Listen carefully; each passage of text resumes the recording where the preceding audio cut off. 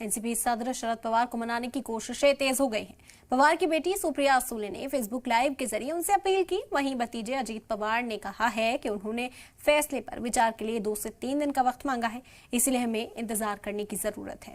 Report में देखिए।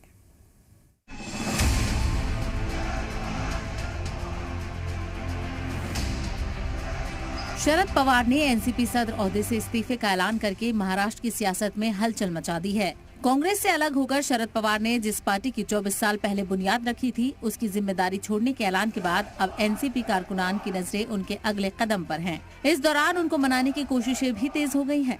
हालांकि अजीत पवार का कहना है कि शरद पवार ने अपने फैसले पर गौर करने के लिए 2 से 3 दिन का वक्त मांगा है, इसीलिए हामियों को उनके फैसले का इंतजार करना चाहिए। सबने साहब को बताया कि साहब कार्यकर्ता बहुत नाराज हुआ है।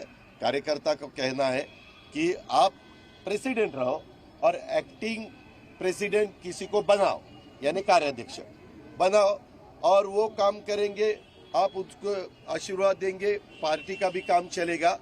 साहब ने उसके बारे में सबका सुनने के बाद उन्होंने बताया कि अभी आप भुजबल साहब, मैं भुजबल साहब और रोहित पवार उसको बताया कि आप तीनों वहाँ जाओ, सुप्रिया के साथ बात करो, और मेरा जो मैसेज है वो सब कार्यकर्ताओं को दो कि आप यहाँ से जो बैठे वहाँ से अपने अपने घर चले जाओ। आपकी जो मांग है कि मैंने इस्तीफा वापस लेना चाहिए, उसके लिए मुझे 2 से 3 दिन सोचने के लिए वक्त कार्यकर्ताओं को देना पड़ेगा।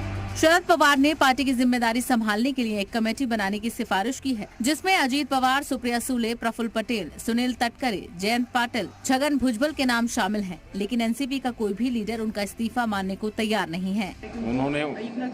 उन्होंने उनके दृष्टिकोण से देखा, उम्र के हिसाब से उन्होंने ये फैसला लिया है। लेकिन शरद पवार साहब जब तक इस दुनिया में है तब तक के लिए राष्ट्रवादी कांग्रेस पार्टी के राष्ट्रीय अध्यक्ष रहेंगे। ये हमारा फैसला है। इस मामले को कांग्रेस और शिवसेना एनसीपी का अंदरूनी मामला जरूर मान रही है, लेकिन उनका कहना है कि शरद पवार जो भी फैसला लेंगे वो मुल्क के हक में होगा और उनका इत्तेहाद जारी रहेगा। शरद पवार जी हमें लगते थे कि आखिरी सांस तक वो सामाजिक और राजकीय जीवन में रहेंगे और हमेशा एक विचारधारा के साथ लड़ते रहेंगे, ऐसा ही हमें लगता था। लेकिन आज उन्हें किस वजह से इस्तीफा दिया ये बताना मुश्किल है। लेकिन इसमें एमवीए को कोई फर्क नहीं पड़ेगा।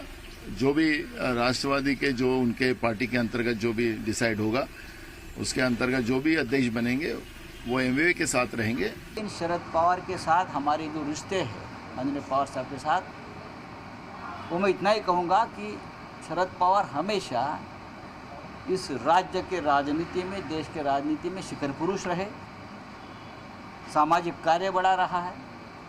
सिर्फ पार्टी के पद से इस्तीफा दिया है, पवार साहब ने राजनीतिक संन्यास नहीं लिया है, मैं इतना ही कहूँगा। ऐसे में अब चर्चा शुरू हो गई है कि अगर पवार नहीं माने तो उनकी जगह ये जिम्मेदारी कौन संभालेगा। इसकी रेस में जहां उनकी बेटी सुप्रिया सुले हैं तो दूसरी जानिब भतीजे अजीत पवार। लेकिन अब तक शरद पवार का कोई भी फैसला चौंकाने वाला रहा है, इसलिए आगे क्या होगा फिलहाल इसके लिए इंतजार ही करना होगा। ब्यूरो रिपोर्ट, जी मीडिया।